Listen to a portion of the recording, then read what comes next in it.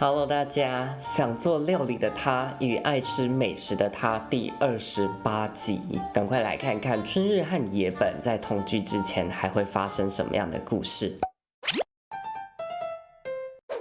今度また不動産屋に行く時なんですが、担当の方に私たちが付き合っていることを伝えるかどうか決めませんか？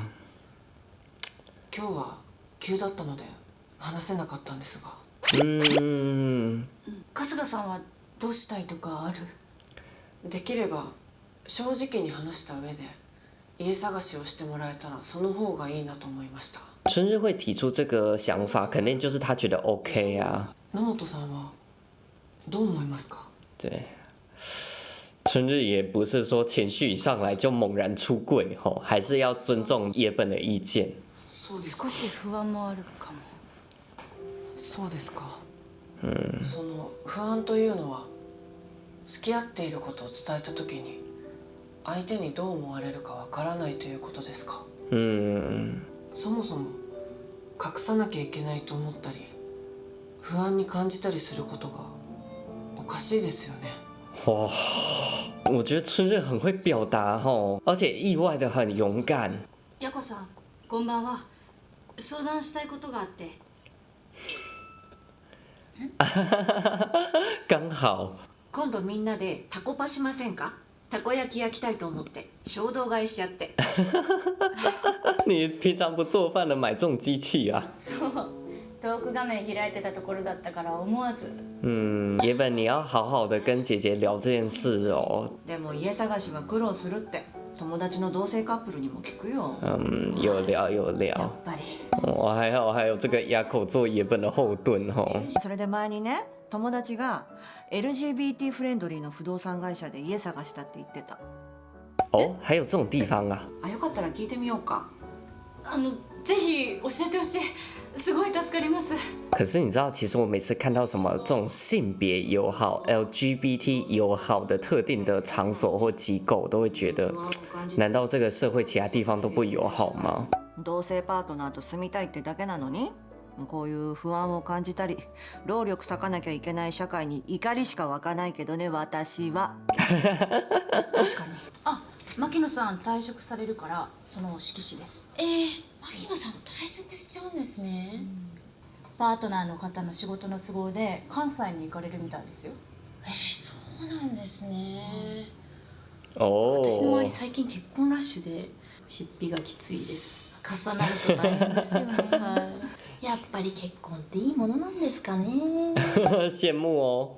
なんか結婚したらゴールみたいな感じあるじゃないですか。确实是真的。いいものなんですかね。不见得有这么想结婚，但是结婚就是有一种安定感。春日さん、私ね離婚するよ。哦，話したんですか？所以哦，做自己想做的事吧。有人在结婚，有人在离婚，只要是遵循这个意愿都好。春日さん、いつになるかわからないけど、第2だか第3だかの人生始めるよ私。哎呦，すごいです。成天笑得像个少女一样，也许这才是她本来的样子。你还在玩这个 app 找对象哦，而且全部都往左滑。結婚したらゴールみたいな感じあるじゃないですか。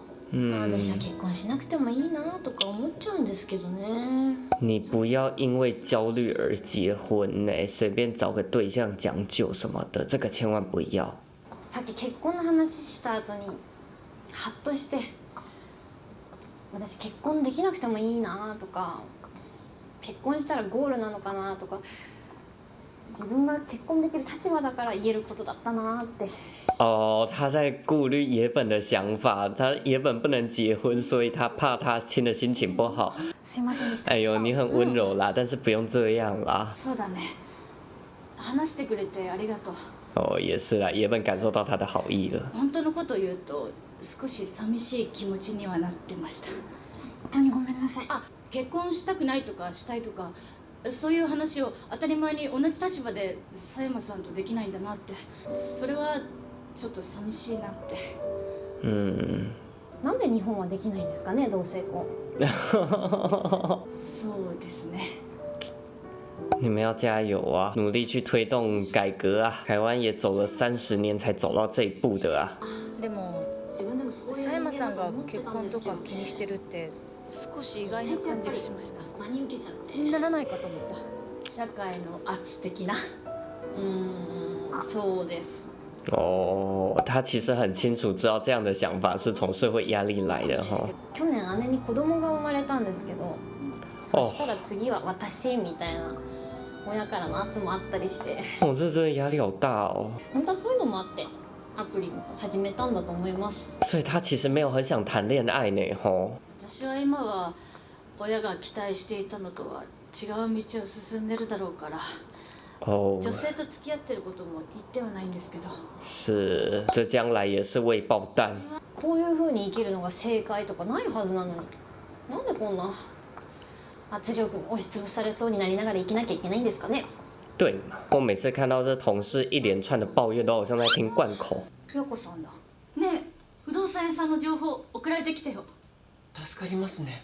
当事者が運営、プライバシーへのすでに安心感がありますね。他不会在网页上写着 LGBTQ 友善吼，这个太针对了，就是写这个尊重隐私，这样懂的人都懂。友達みたいに装うのよくわからないって言ってたでしょ。春日さんがそう言ってくれなかったら、なんとなく居心地の悪さとか圧力みたいなものを感じながらそのまま進めちゃってたかもって思って。言ってくれてありがとね。自分の正直な気持ちを大事にして生きるのはすごく難しいことですよね。だからやこさんみたいに相談に乗ってくれる人がいるのは心強いね。